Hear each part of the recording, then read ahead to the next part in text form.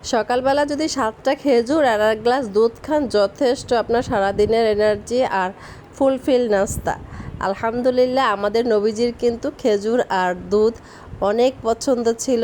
শুভ সকাল, কেমন আছেন সবাই? চলে আসলাম নতুন আরেকটা ব্লগ ভিডিও নিয়ে। আশা করছি সবাই ভালো আছেন, আমরাও ভালো আছি আলহামদুলিল্লাহ। আমার পিচ্ছিটা কিন্তু নাস্তা খাইতে বসলে এই চা নিয়ে টানাটানি করে, আর ওরে এতবার আমার চা দেওয়া লাগে যে আমি নাস্তা যে কী খাইতেছি আর কি খাইছি ভুলেই যাই।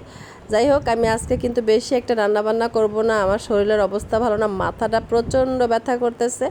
আর এই জন্য আমি ডিম সেদ্ধ করে নিয়েছি 3টা ডিম। এই 3টা ডিম আমি ভর্তা করব। আর এখানে কয়েকটা শাক ছিল, ওই শাকগুলোর আমি সুন্দর করে ধুইয়া শাকগুলোও আমি ভর্তা করব। আর এই যে বাচ্চার জন্য খিচুড়ি বসায় দিছি। আর এখানে গতকালকের একটু তরকারি ছিল, আর এই যে ডাল ছিল। আমার আর বেশি কিছু লাগবে না, তো সব কাজগুলো আমি আজকে কিন্তু সহজেই গুছায় নেওয়ার চেষ্টা করব। আর এখানে কয়েকটা থালাবাটি ছিল, এই থালাবাটিগুলো ধুয়ে নিতেছি। আসলে একটা দিনও উপায় নেই এই থালা বাসন 4-5 বার ধোয়ার হাত থেকে বাঁচার।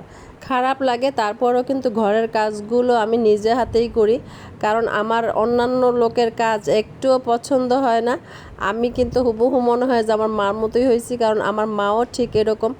আর আমি কিন্তু আমার বাসার লোকজনরে খুবই মিস করতেছি। সবাইরে বলতেছি আমি তোমাদেরকে কিন্তু অনেক অনেক ভালোবাসি, তোমাদেরকে অনেক মনে পড়তেছে, তোমরা কিভাবে দিন কাটাইতেছো, কেমন আছো। আসলে খুব খারাপ পরিস্থিতি, সবসময় এখন আর বাহিরে যাওয়া যায় না, এই জন্য বাসায় যাইতে পারি না। এই যে আমি দেয়ালে একটা সেলফ আটকায় নিয়েছি, আমার এই সেলফটা আমি অনেকদিন আগেই কিনে নিয়েছিলাম। তো এই সেলফে আমি থালাবাটিগুলো ঝুলাইয়া রাখি। আসলে এই সেলফটা আমার নিচেই ছিল, আমার ছেলেটা সেলফটাকে টানাটানি করে, এই জন্য আমি যে দেয়ালে আটকায় নিয়েছি। আর এতে করে কিন্তু আমার সুবিধা হয়েছে, আমার বাচ্চাটা এই সেলফটাকে নাগালও পায় না, আবার জিনিসগুলো একটু সেফ থাকে। আর আমার কাপগুলো সব ভেঙে শেষ করে ফেলেছে। 3টা বাচ্চা, 3টা সাইজের 3টা কাপ আছে, এর মধ্যে সিলন চায়ের একটা কাপ আছে। আর এই যে আমি কয়েকটা শাক, এই শাকগুলো আরে সেদ্ধ করে নিতেছি, এগুলি ভর্তা বানাবো। আর এই যে এই ফাঁকে বাচ্চাটার একটু খিচুড়ি খাওয়াই নেই, নাহলে পরে আমার কাজের ঘন্টা থুয়া 12টা বাজায় দেবো। ভিডিও বানাইতে গেলে মনে হয় যে কয়েকটা সেকেন্ড বা কয়েকটা মিনিট একেবারে দৌড় মাইরে চলে যায়, কিন্তু যখন ভয়েস দিতে আসি তখন মনে হয় যে ঘন্টার পর ঘন্টা ধরে ভয়েস দিতেছি, ভয়েস দেওয়াই হয় না। মেজাজটা এত খারাপ লাগে। এই যে কয়েকটা ডিম ভর্তা করে নিতেছি, এই ডিম ভর্তাটা কিন্তু একটু ঝাল কম দিয়ে করতেছি, কারণ আমার সাহেব খাইব, আমার সাহেবও আবার খুবই দুলাল বলে না, মায়ের দুলাল হয়ে লালন পালন হয়েছে, তো এই কারণে সেও ঝাল খায় না, আর তার মেয়েটাও ওই রকমই হয়েছে। এই জন্যে আমার বাসার রান্নাবান্নাগুলো সব হাসপাতাল সিস্টেম হয়ে যায়।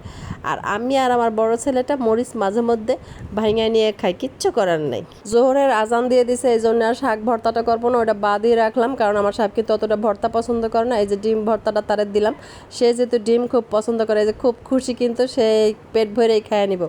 যাই হোক, বিকেলবেলা একটু বাহিরে বের হয়েছিলাম বাচ্চাদেরকে নিয়ে। এই দেখেন বাহিরের এই পরিস্থিতি, আর মাঝে মধ্যে দেয়ালে দেয়ালে সুন্দর সুন্দর প্রিন্ট চোখে পড়তেছিল। আর এই প্রিন্টে তো আমার একেবারে মন প্রাণ চোখ সব জুড়ে গেছে আলহামদুলিল্লাহ। আর ভিডিওটা যদি ভালো লেগে থাকে তাহলে অবশ্যই কিন্তু কমেন্টে জানাইবেন। আর আপনারা আমার প্রতি ভালোবাসা রাখবেন, আপনাদের প্রতি অনেক অনেক ভালোবাসা রইল। সতর্ক থাকবেন। আসসালামু আলাইকুম, আল্লাহ হাফেজ।